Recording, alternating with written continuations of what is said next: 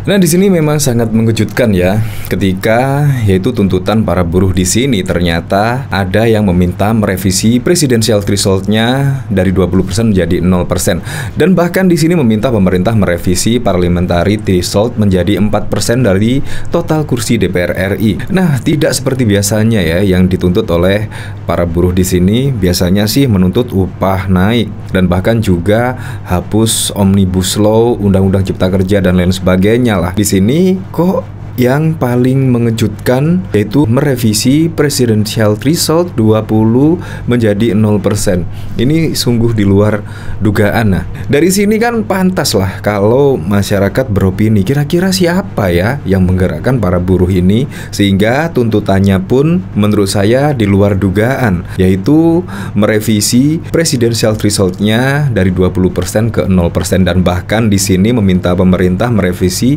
parliamentary threshold menjadi 4% dari total kursi di DPR RI.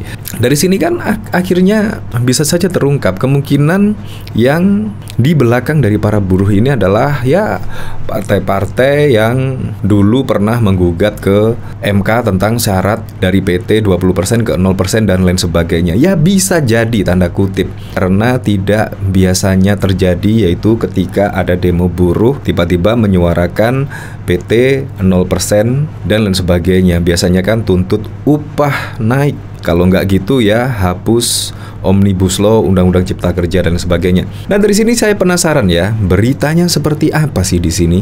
Di sini dari Kompas. Di sini polisi bahkan menghimbau masyarakat menghindari kawasan patung kuda dan dapat memanfaatkan alternatif jalan yang lainnya. Di sini bahkan berikut rekayasa lalu lintas.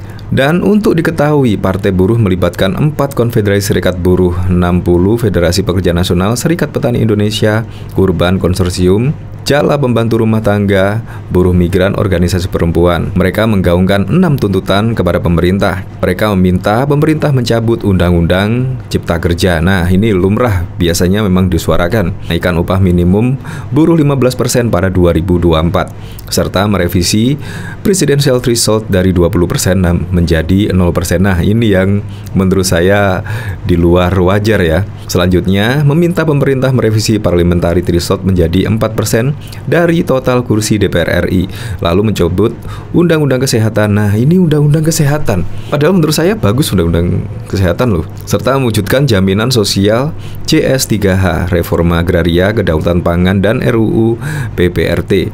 6 isu ini dibawa serentak dan akan aksi terus-menerus, seru Presiden Partai Buruh Said Iqbal di kawasan Patung Kuda pada Rabu 9 Agustus yang lalu. Nah, jadi ingat ya, pada waktu lalu yaitu di sini Partai Demokrat juga menggaungkan ingin presidensial threshold-nya 0% bahkan. Padahal dulu yang menggolkan 20% itu ya kalau nggak salah dari Demokrat sendiri, ketika partainya berkuasa pada 2004 sampai 2014 itu kayaknya sih yang menggolkan ya Partai Demokrat.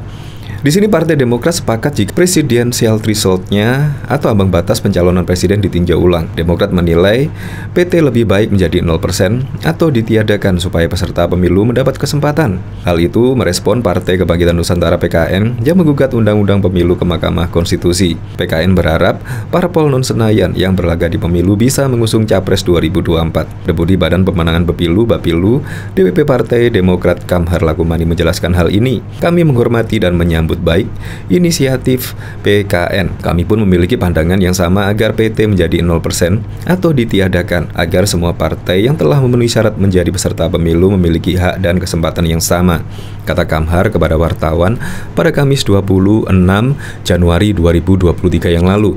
Dan bahkan di sini juga ada Partai Umat, dan bahkan di sini Partai Umat juga menggugat presidensial threshold ke MK. Di sini Partai Umat resmi mengajukan gugatan Undang-Undang Pemilu ke Mahkamah Konstitusi agar PT berubah dari 20% menjadi 0%. Menurut partai yang digawangi Amin Rais itu, aturan di atas membuat Partai Umat tidak bisa mengusung capres di 2024 nanti. Bahwa pasal 222 Undang-Undang Pemilihan Umum telah melanggar ketentuan pasal 6A ayat 2 Undang-Undang 1945, telah mengakibatkan pemohon dan partai politik baru lainnya akan kehilangan hak konstitusionalnya untuk mengajukan pasangan capres calon presiden dan wakil presiden dikarenakan pemohon belum menjadi peserta pemilihan umum sebelumnya, sehingga belum memiliki suara ataupun kursi dari hasil pemilihan umum tahun 2019. Demikian bunyi permohonan Partai Umat. Nah, di sini bahkan juga ada dari PKS juga menuntut hal yang sama di sini. PKS jadi pertama di DPR gugat syarat capres ke MK. Di sini Partai Keadilan Sejahtera resmi mengajukan gugatan uji materi terhadap pasal syarat pencalonan presiden, wakil presiden atau presidential threshold dalam Undang-Undang Pemilu ke Mahkamah Konstitusi MK. Dengan demikian, PKS menjadi partai pemilik kursi DPR pertama yang mengajukan gugatan pasal tersebut ke MK. Ketua Umum PKS Ahmad Syahiku mengatakan syarat kepemilikan 20% kursi DPR untuk mengusung capres-cawapres terlalu tinggi. Oleh karena itu, PKS menggugatnya dan mengajukan agar PT menjadi 7 hingga 9% kursi DPR. Kalau di sini sih sangat masuk akal sekali ya. Itu bukan 0%, melainkan 7 hingga 9%. Sangat masuk akal sekali. Karena kalau kursi di sini 7 sampai 9% ya, kemungkinan akan ada calon-calon presiden yang lainnya. Tetapi tidak sebanyak kalau 0. Kalau 0 itu justru akan menimbulkan kebingungan lah di kalangan masyarakat, karena sangat banyak sekali pilihannya dan belum tentu berkualitas. Makanya di sini ada syarat presidential threshold-nya harus 20% karena besok ketika ada pemilihan presiden pasti juga partai-partai akan memilih kandidat capres dan cawapres yang terbaik, best of the best, sangat terbaik. Makanya memang dibutuhkan syarat tersebut yaitu 20%. Nah, tetapi kalau 7-9% menurut saya juga sangat masuk akal sekali lah jika diturunkan menjadi 7-9%. Akhirnya juga akan membuat pilihan capres dan cawapres ya semakin banyak. Ya kemungkinan 1-5 lah, maksimal 5 capres cawapres lah pada pilpres, bukan yang saat ini. Kemungkinan maksimal hanya 3 capres cawapres saja lah. Nah, dari sini saya penasaran ya, kira-kira komentar-komentar ketika para buruh yaitu tuntutannya sampai membahas syarat presidential threshold dari 20% menjadi 0% dan bahkan juga yaitu meminta pemerintah merevisi parliamentary threshold menjadi 4% dari total kursi DPR RI. Nah, di sini dari Mantul aja terlanjur terima orderan Karibang. Kalau nggak demo nggak cair, kayaknya tuh pesan sponsor buruh atau buruh yang disuruh. Pesanan protes buruh adalah protesnya Bohir yang ketakutan efek PT 20%, gak jauh dari Cikias dan konco-konco. Kok nggak kebo ya? Hahaha, tuntutan kok rasa-rasanya ada titipan dari partai-partai yang selalu mempersoalkan PT 0%. Jangan-jangan duit sudah diterima dan disepakati oleh koordinator demo buruh. Tuntutannya nggak nyambung, banyak titipan, banyak buruh ditunggangi. Buruh bayarannya Bohir nggak jelas. Sudah lama korlap demo nggak ada pemasukan. Ngancam mogok segala, ntar kalau di PHK baru tahu rasa. Demo lagi.